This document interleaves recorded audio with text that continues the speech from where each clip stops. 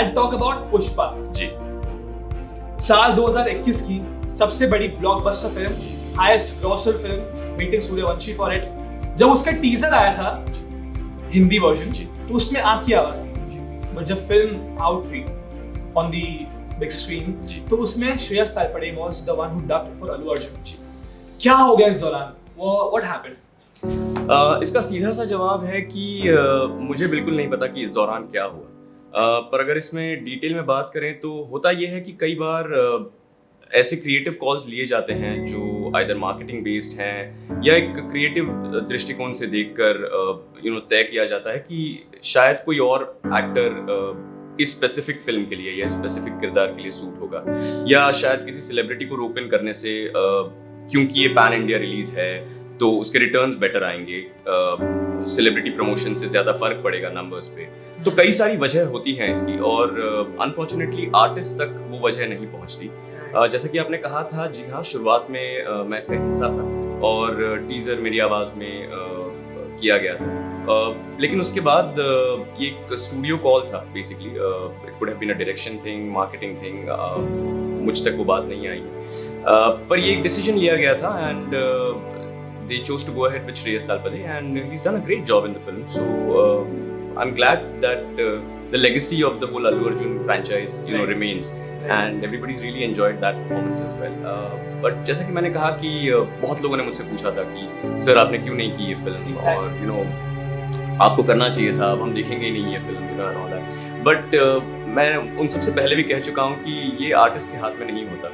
हमारा काम होता है कि या तो ऑडिशन दे दो और अगर आपकी आवाज़ सिलेक्ट हो जाए तो प्रोजेक्ट करो, या फिर आपको अगर बुलाया जाए किसी प्रोजेक्ट के लिए तो आप वो प्रोजेक्ट आकर रिकॉर्ड कर लो। हमारे हाथ में ये नहीं होता कि हम किसी प्रोजेक्ट को कह सकें कि ये हम ही से करवाओ, या हम ये करना चाहते हैं, किसी और से मत करवाइए। ये पावर नहीं है किसी आर्टिस्ट को। तो this purely a studio production and call, और जब वो इन्फॉर्म किया गया तो then I have to move on to the next project.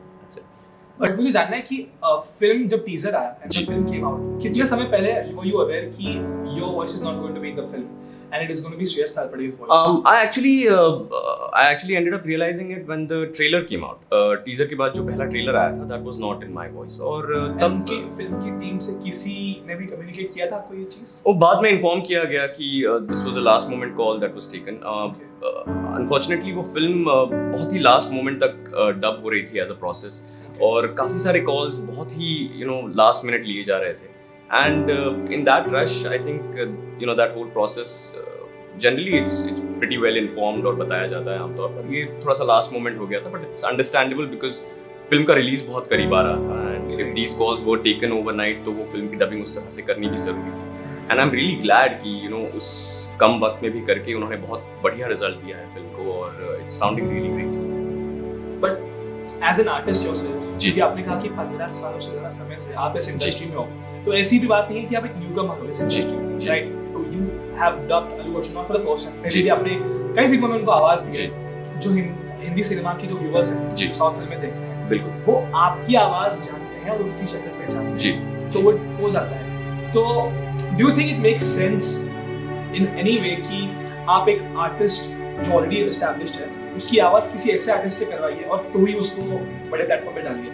देखिए, ये डिपेंड करता है कि आप किसके एंगल से इस चीज को देख रहे हैं। अगर आप किसी आर्टिस्ट के या किसी उस आर्टिस्ट के ट्रू फैन या जो हार्डकोर फैंस होते हैं उनके नजरिए से देखेंगे तो आपको ये हमेशा गलत लगेगा कि इतने सालों से फिल्में करते हुए आप एक उस एक्टर को भी एक सर्टेन मुकाम तक लाए हैं, आप खुद भी अपना काम इवॉल्व करते हुए उनके परफॉर्मेंस को और बेटर बनाते गए हैं हिंदी में, और उसके बाद फिर ये फैसला लिया गया। तो आपके हिसाब से या एक हार्डकोर फैन के हिसाब से ये बहुत गलत लगेगा। बट एज अ प्रोड्यूसर के हिसाब से, जहाँ मैं छोटी छोटी प्रोजेक्ट्स करते करते अब एक बहुत बड़ा प्रोजेक्ट करने जा रहा हूँ, या एज अ डायरेक्टर के हिसाब से जहाँ मैं रीजनली इन फिल्म्स को रिलीज करते करते या पैन इंडिया ऐसे रिलीज करने जा रहा हूँ, there is always a different kind of pressure. तो उनके हिसाब से देयर आर सर्टेन कॉल्स जो उन्हें लगते हैं कि सही है, क्योंकि ये बड़ी होनी चाहिए या इसमें पैसा बहुत इन्वॉल्व है तो उसके रिटर्न्स वैसे आने चाहिए, तो उनके हिसाब से एक फैसला लिया गया है। अब रही बात कि मुझे वही करना चाहिए था या नहीं करना चाहिए था, देखिए किसी भी आर्टिस्ट का ये बहुत ही क्लियरली मानता हूं मैं कि किसी भी आर्टिस्ट का जो आवाज जिस कैरेक्टर के लिए वो देते हैं उस पर हक नहीं होता। ये एक प्रिविलेज है जो एज एन आर्टिस्ट मुझे मिला है, and I am fortunate enough कि मुझे वो मौका दिया गया है इससे पहले ये किरदार करने का। मुझसे पहले भी कोई अल्लू अर्जुन करता था, मेरे बाद भी कोई अल्लू अर्जुन की वॉइस करेगा। And it's just a privilege कि मैं इन फिल्मों को आवाज़ दे पाया हूँ और लोगों ने उसे पसंद किया है, वो उसे प्यार दे रहे हैं। आगे भी अगर मौका मिला तो हम ज़रूर ऐसे प्रोजेक्ट्स करते रहेंगे, बट मैं ये तो नहीं कह सकता कि मेरा उस आवाज़ पर हक है। हक तो किसी का किसी आवाज़ पर नहीं। That's unfortunately again in the industry there is no such thing as an official voice. Unless Allu Arjun खुद कल कहते हैं कि नहीं संकेत ही मेरी सारी फिल्में करेगा, there's no such thing as an official voice. Auditions होते रहेंगे, फिर भले मैं इस इंडस्ट्री में 15 साल काम करूँ या 50 साल काम करूँ, ऑडिशंस तो होते रहेंगे और मैं ज़रूर उन ऑडिशंस में जाऊँगा, बिकॉज मैं आवाज़ देना चाहता हूँ. I want to take up a challenge of voicing for an Allu Arjun film or a Junior NTR film or a Dhanush film, especially अगर वो फिल्म हटके हो या अलग हो. So अगर पुष्पा के लिए ऑडिशंस होते तो मैं उन ऑडिशंस में चला जाता definitely.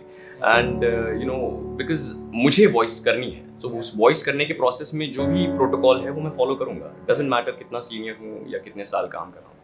But as an artist, were you happy? Were you satisfied? Or what was your emotion? I'm not going to ask you were you happy or not because it's a stupid question. But आपके emotions क्या थे जब you got a call? देखिए मेरे लिए कोई किरदार जिंदा करना बहुत जरूरी है. मेरे लिए ये उतना जरूरी नहीं होता कि वो किरदार कौन निभा रहा है एज एन एक्टर, और वो मैं दिमाग में भी नहीं रखता हूँ कि कितना बड़ा एक्टर इसे प्ले कर रहा है, क्योंकि अगर वो मैंने दिमाग में रखना शुरू किया तो परफॉर्मेंस हैम्पर हो जाएगी.